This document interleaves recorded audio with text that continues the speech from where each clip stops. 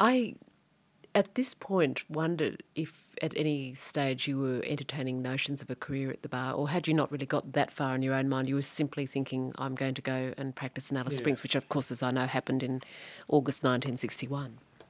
That's right. I was a barrister and solicitor. There was no separate bar in those days. In fact, there wasn't even a roll. I think the only qualification for practising in the Supreme Court of the Northern Territory was to be on the High Court roll. And that only consisted of writing a letter. So it was a very mixed way of practising law. You know, I did quite a lot of court work. I did quite a lot of work for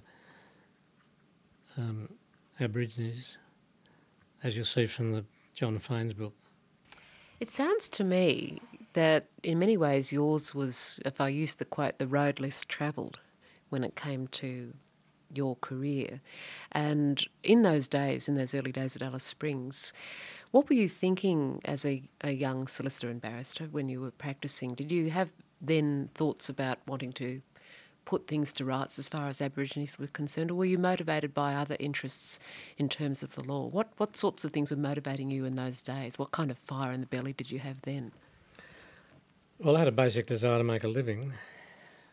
I did quite a lot of Aboriginal work, and I could see some of the problems. In those days, before the Aboriginal Legal Service started, there was no organised system of giving them, legal advice or forensic assistance. I was friendly with the local welfare officer who was sort of vaguely in charge of it all, and he used to bring clients into me. Wasn't very profitable, but it was good experience. I did quite a lot of homicide trials, far more than I've done since I came to Sydney, actually. Did you become acquainted during those years with tribal law, customary law there? Only in the vaguest way. I mean, one problem was there were very few interpreters around. I used to get a lot of help from Pastor Albrecht at the Hermannsburg Mission, and people there who were fluent Aranda speakers. But when it came to other tribes, other people such as the Luritja and Pintabis and Pitjantjatjara, it was very difficult to communicate because there was no one who could do it. So how did you manage? I don't know, looking back on it. I must say that Alice Springs juries had a distinct disposition to acquit Aborigines as well as white people. That they were not interested in troubles emerging from camps and tribal warfare that, sometimes erupted in the bush.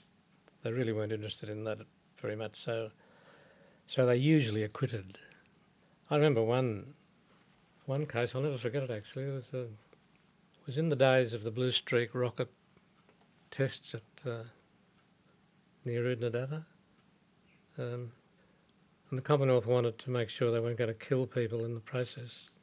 So this is denied by the Commonwealth, but it's the fact. They send people out into the Warburton Ranges in the west of the Northern Territory to bring them in and get them out of the way. And they brought one group to near Haast's Bluff, which was Aranda country. And the Pintabee and the Aranda, it was like putting the Martins and the Coys together. So this group was camped at a bore about 10 miles out of Haast's Bluff. And an old lady killed a grandchild by suffocation, really. Shoved sand down the child's mouth and throat. And she was charged with murder. And she couldn't speak English and I couldn't speak Pintabee. And we found someone who knew a couple of words. And the only instructions I could get was that it was cold wind time. And so this child had to die. I've concluded from that in a sense that there is an element of infanticide in Aboriginal society, although it's not a thing you really talk about these days. Anyway, The judge let this evidence in over protest, and the jury just acquitted her. They just weren't interested. It was actually a clear case of murder, but I should have retired then. You say there was a high acquittal rate. I'm just wondering, was it mainly to do with expediency? Is that what you're saying in a sense? Are there reasons for acquitting them even when the case appeared fairly clear-cut? Oh, yes. They just weren't interested. I think they thought maybe their time could be better spent. It wasn't always like that, but there was a high acquittal rate, I know. I don't think it was due to my forensic brilliance. And I don't know what... I think things are much different now, of course.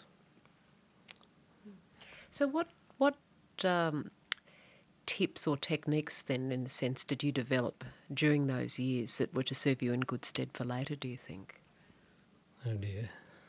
Well, brevity is one thing. I think brevity is the soul of successful advocacy, and a great deal of work. It's not an easy profession. It's part of what others might think. It doesn't seem to get any easier as I get older either.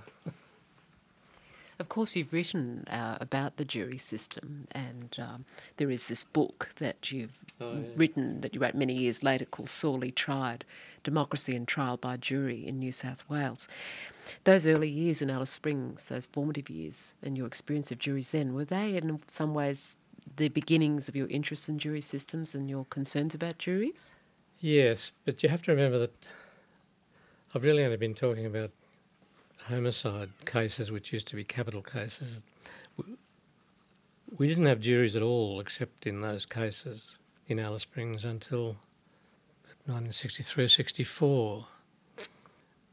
What happened, I think, in 1933, the Governor-General made an ordinance to say that trials in the Northern Territory would be by judge alone, except in capital cases. I think this was partly because they had difficulty getting convictions from juries, and partly because it was hard to impanel a jury, because it was such a thinly populated area.